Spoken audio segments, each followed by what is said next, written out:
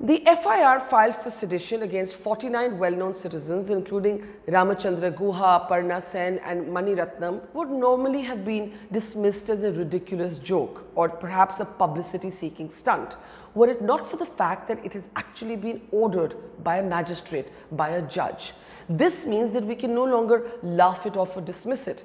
Because if this has happened to these 49 citizens today, tomorrow it could easily happen to you and me. And what did these citizens do? They wrote an open letter against mob lynchings and in support of the space for dissent. So it doesn't really matter whether you agree with their letter or you don't agree with the letter. The fact is that there is zero basis to file any case, leave alone a sedition case against these citizens.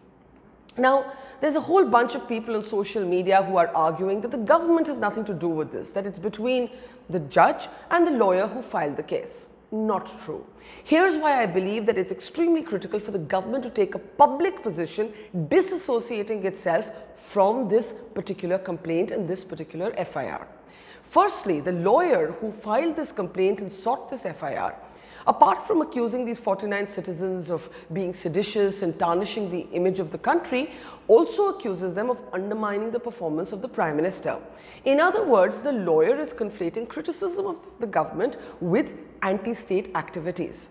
It has already been established in law that this is simply not tenable. In fact, the Supreme Court has held repeatedly that sedition is sedition only if there is a call to violent action based on it, and words by themselves cannot be considered seditious.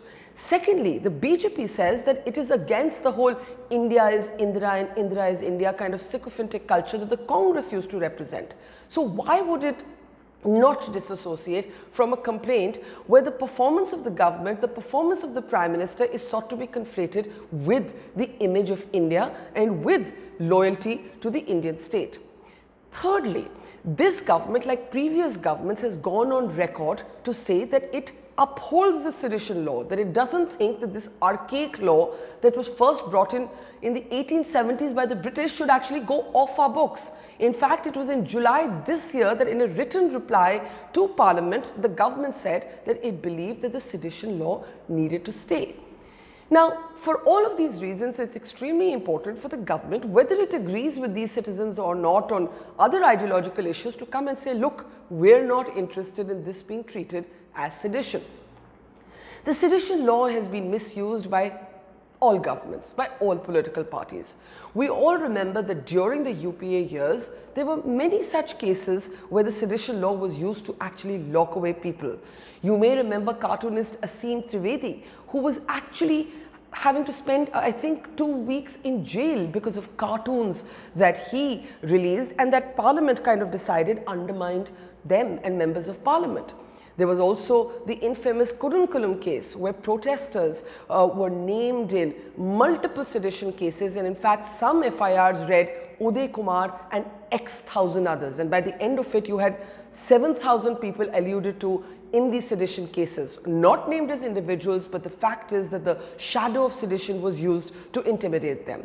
So it is nobody's case that previous parties have not misused the sedition law, but the fact is, in the here and the now, at a time when there is so much focus on who's a nationalist and who's not a nationalist, at a time when even senior public figures in politics and the BJP base has repeatedly used phrases like urban Naxals, there's a kind of legitimization of slotting people into camps that suggest that they are either nationalist or anti-national, that they are either loyal or seditious and treacherous. And it is for this reason that it is extremely important that the government step in and completely disassociate itself from this particular FIR and in fact brings into the public domain a debate as to why and whether we need the sedition law at all. After all, by the sedition law as it applies to these citizens, Mahatma Gandhi would have been accused of sedition as well, and he was during the British era. So let's remember that perhaps if you are not going to step up and support these 49 citizens, you should at least question the existence of the sedition law. Or you could do what some young people are doing, deciding to be the 50th on that list and sign up on that letter, because This is about all of us. This is about our democracy. The sedition law needs to go and the government needs to disassociate itself from this complaint.